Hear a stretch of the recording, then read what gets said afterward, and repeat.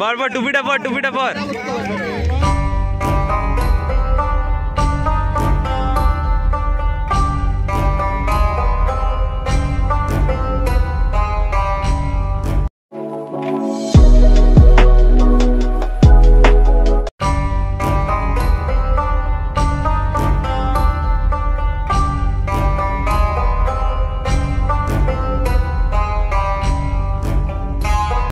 সেই দিনের সকালটা ছিল আমার জন্মদিনের সকাল। তো শুভ কাজের সূচনা সেটা হচ্ছে ঠাকুরকে ডেকেই করা উচিত।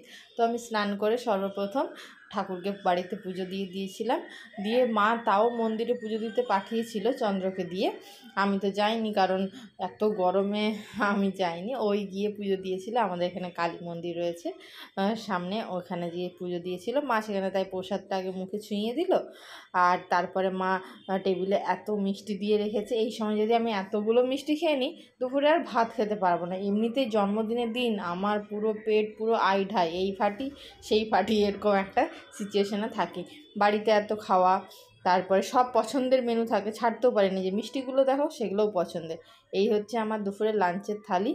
পোস্ত বড়া খেতে ভালোবাসি, তো পোস্ত বড়া করে দিয়েছে। এইখানে হচ্ছে যে আমি গোল গোল আলু ভাজা এরকম পোস্ত ছড়িয়ে খেতে ভালোবাসি। আর এই হচ্ছে বেগুন ভাজা, যেই বেগুনে বিচেটা কম থাকে তো আমি সেটাই খাই। আর এটা হচ্ছে যে আমার লাউ ডাঁটা আলু দিয়ে পোস্ত, এটাও আমার খুব প্রিয়। তো এটাও ছিল, সঙ্গে ছিল নুন ছাড়া আমি যদিও বা ভাত খেতে একদমই পারি না।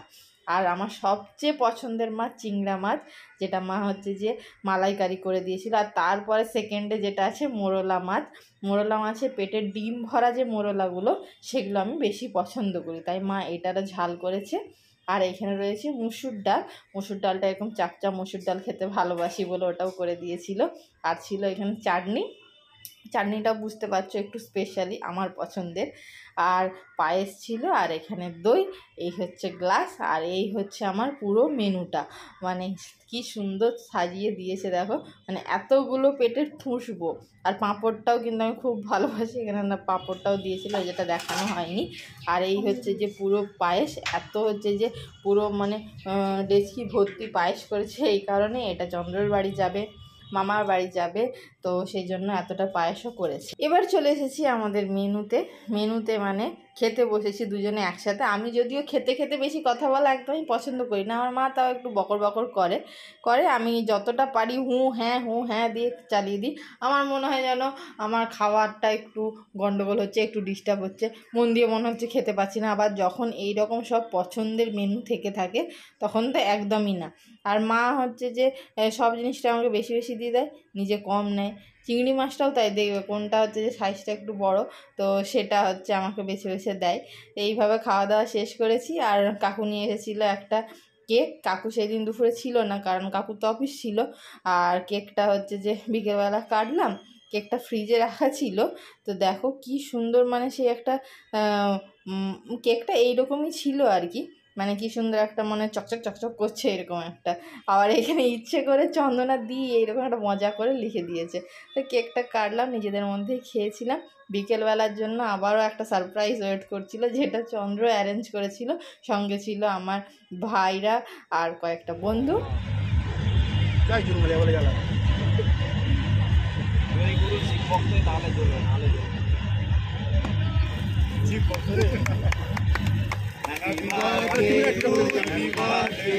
পর টুপিটা পর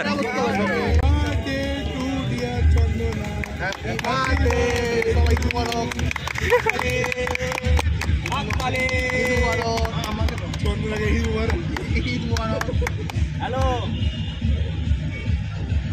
চন্দনেশ্বরে কলেজ মাঠে মাঝখানে আছি।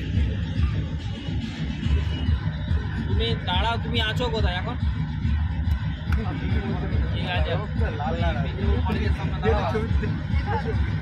ঠিক আছে, ছবি তুলাবো, ভাল লাগবে, বন্যারে ভাল লাগবে।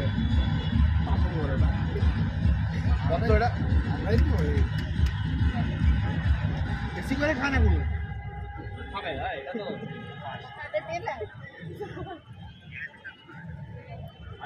সব খাবি না, দুজনের নামে খাইয়ে একবার হলো।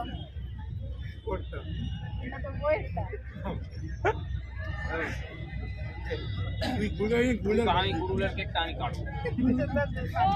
আপন আপন ले ले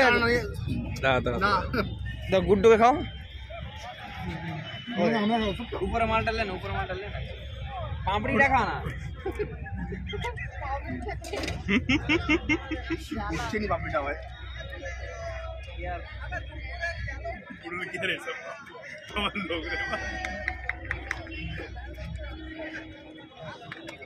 এই পুরে এরকম ব্যাপার পাগল লাগে এই আর কি বলতো নষ্ট হয়ে গেছে সান্না তোকে দিচ্ছে ভালো হয়েছে না ভালো আসতে তুই হলুদ হয়ে গেছে দেখেছি আর বলতো হ্যাঁ না রে ভাই, আজ আমরা সবাই তো যোগ খুদা আমরা দেখতে ঘুরে আসছি, আমরা দেখতে ঘুরে আসছি, খানা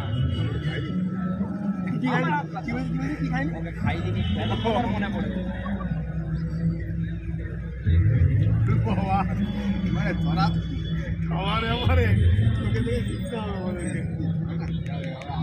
আমাকে ডাকি দিল ভাই বলছি না